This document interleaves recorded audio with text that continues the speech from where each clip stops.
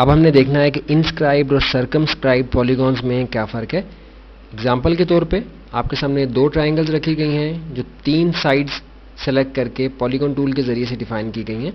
छोटी ट्राइंगल जो कि आपको बाएं जानिब नज़र आ रही है ये इंस्क्राइब्ड की यूनिट वैल्यू के साथ बनाई गई है और बड़ी ट्राइंगल सर्कमस्क्राइब्ड के ऑप्शन से बनाई गई है। और हैरत की बात इसमें यह है कि दोनों में यूनिट वैल्यू जो है वो एक ही एंटर की गई थी।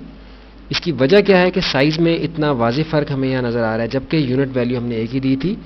ये एग्जाम्पल आपने देख ली है, अब आप ध्यान से देखेंगे ताकि पहली दफ़ा हमें समझ आ जाए कि इंस्क्राइब्ड और सर्कमस्क्राइब्ड से क्या मुराद है। इसको हम ऊपर ले गए, पॉलीगॉन टूल हमने सेलेक्ट किया, तीन साइड्स सेलेक्ट हुई भी हैं, एंटर कर दिया, यानी हमने तीन साइड्स सेलेक्ट कर ली। पहला पॉइंट जहाँ से हम डिफ़ाइन करना चाहते हैं अपने पॉलीगॉन टूल से बनाई गई शेप को, वहाँ हमने क्लिक कर दिया। अब वो हमसे पूछ रहा है कि इंस्क्राइब्ड या सर्कमस्क्राइब्ड, तो हम कहते हैं कि इंस्क्राइब्ड की ऑप्शन हमने सेलेक्ट करनी है जो कि बाय डिफ़ॉल्ट सेलेक्ट हुई भी होती है। क्लिक किया और जैसे हमने क्लिक किया और अपने कर्सर को मूव किया तो आप देख रहे हैं कि ट्राइंगल आपको यहाँ डिफाइन होता हुआ नज़र आ रहा है। ये ट्राइंगल शेप इसलिए है क्योंकि हमने तीन साइड्स की ऑप्शन दी है अपने पॉलीगॉन टूल को।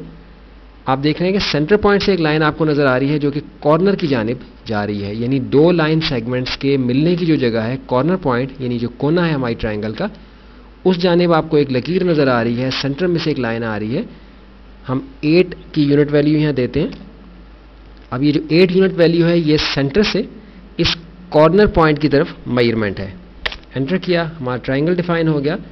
इसकी जो यूनिट वैल्यू शुमार हुई है वो सेंटर से कॉर्नर की जानिब हुई है। अब हम एक और ट्राइंगल डिफाइन करेंगे।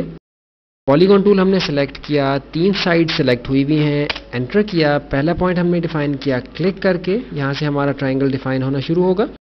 Circumscribed about circle, click.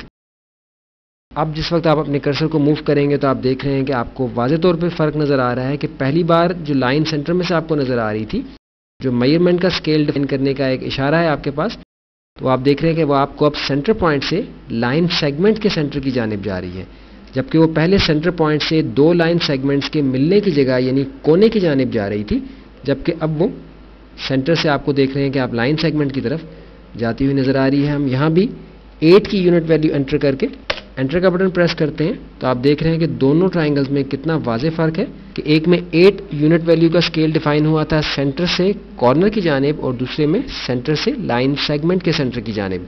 तो इतना वाज़ेह फ़र्क है इंस्क्राइब्ड और सर्कमस्क्राइब्ड में। ये पहली ट्राइंगल इंस्क्राइब्ड से हमने बनाई है और दूसरी ट्राइंगल हमने सर्कमस्क्राइब्ड की ऑप्शन से बनाई है।